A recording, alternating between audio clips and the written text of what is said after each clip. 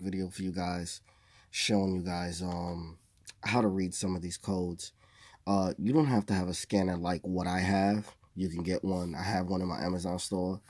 It scans all transmissions and everything. I think it's about like 190, but it's better to have one that has everything than to have one that doesn't have everything, so you won't know of all the issues and problems with your car.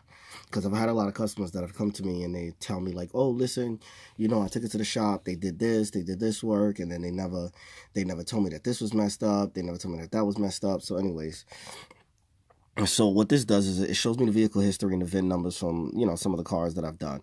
Okay, so I'm gonna go to like car, and just like go over like some of these messages. Like some of these aren't like bad things. Some of these are from like having a remote start on your car, so it's not picking up the keyless transmitter. A little bit of water leaks into the mirror on the side. It gets into one of the sensors in the mirror, and it just shows off a thing. It just shows off a code because a little water got into it. That's nothing because it still works. Interior lighting and things like that, if you're using like LED bulbs and stuff like that, you can't really see it. It's popping up as the battery's not there. I'm normal battery voltage, like basically when your battery's getting low or whatever, you got a bad battery and you're replacing it. Left mirror horizontal sensor open, meaning like the shifting joint inside the mirror got a little water in it. The power seat relay, sometimes it didn't work, sometimes it did work. Little things, just little different things. So what I usually do is I go and I delete this, and then I come back and like a week or two later and actually see what codes are actually like that actually came back, because some of these are from like stuff that you've might have repaired in the past, and then you'll come back. You see like this one, open in driver seat buckle, open in front passenger side seat buckle. That's where you get like the little airbag sign on the dashboard. That's from the seatbelt buckle. The seatbelt buckle is bad. There's a sensor inside the seatbelt buckle. I haven't made a video showing how to replace that, but it's the seatbelt buckle that's giving you that little airbag sign on the dashboard. Okay, so let me try another car. Okay, keyless transmitter, as you can see from a different car to this one, it's the same keyless transmitter codes. I have normal battery voltage, meaning his battery probably disconnected it or the battery was low, so he had to replace it.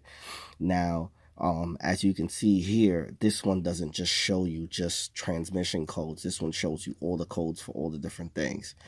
So this is showing the keyless transmitter code. It's showing ABS, traction control, VSA, automatic transmission codes, electrical, and different things like that. So I'm going to kind of go over some of the ones that I actually, know. See, like this is like the fourth pressure switch on the transmission. There's a third gear and a fourth pressure switch on the TL and stuff like that. So when you get a good scanner that can scan the codes for the transmission, this is what will come up for the fourth pressure switch. P0873 code.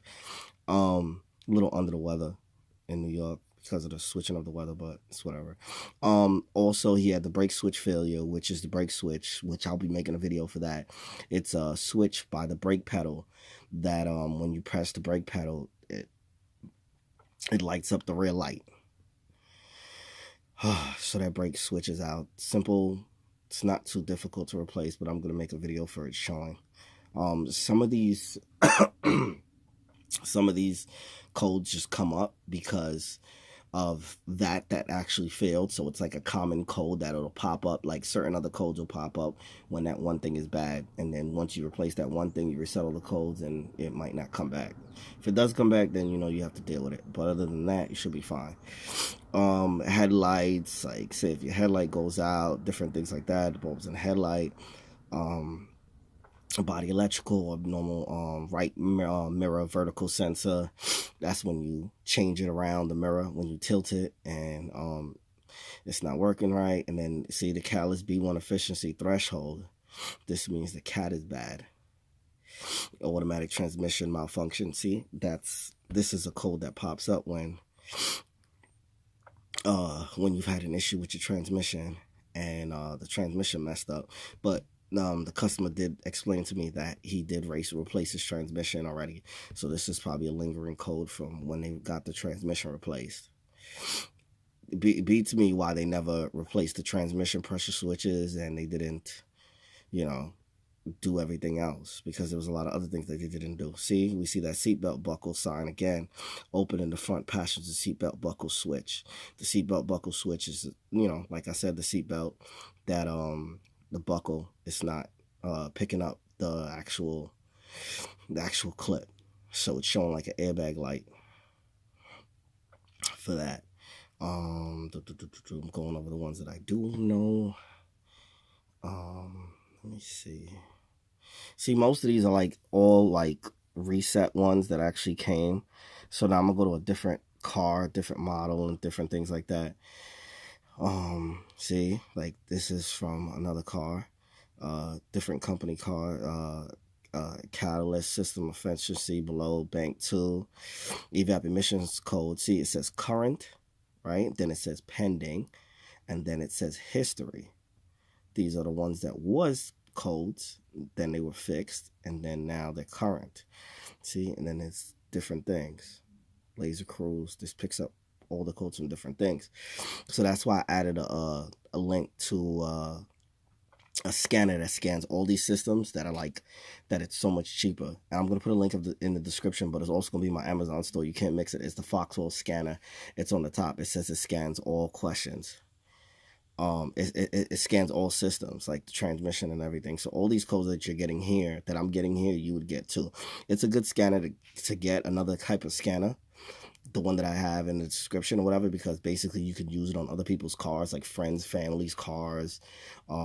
It's always good to have a good scanner that can scan all the systems, and that's a lot of the problems that a lot of people have, is that they think, oh yeah, well I'm gonna buy a $40 scanner, $50 scanner, and it'll scan all the systems. No, it only scan the regular basic codes in order for you to pass inspection, but it won't scan all the other systems that in the car, like the transmission, the anti-lock braking system, and different things like that. It won't scan all those things. So you have to make sure that you find a good scanner that can scan, you know, scan the car well and just get everything situated, and you know, so you have a better idea of exactly what's going on, you know.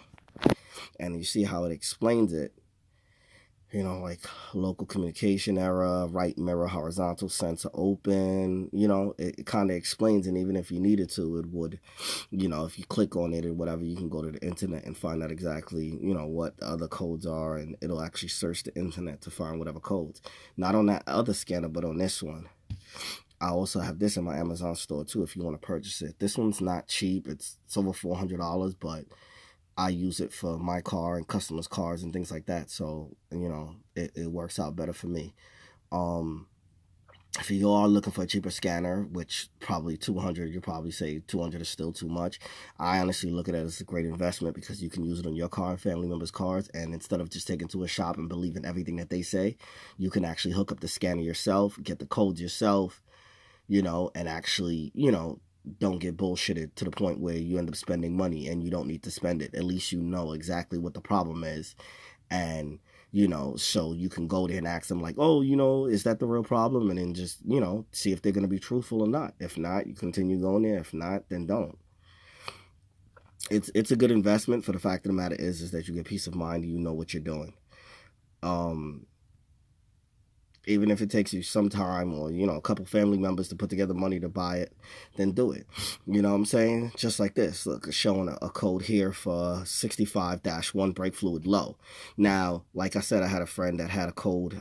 He had the VSA light on and the brake light on. That was because his brake fluid was low. Once he put brake fluid in, it went out.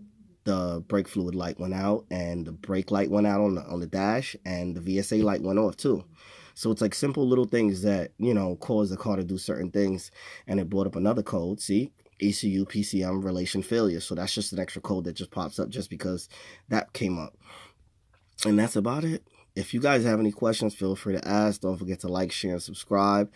Don't forget to ask. Ask any questions that you guys need, and we'll go from there. Thank you.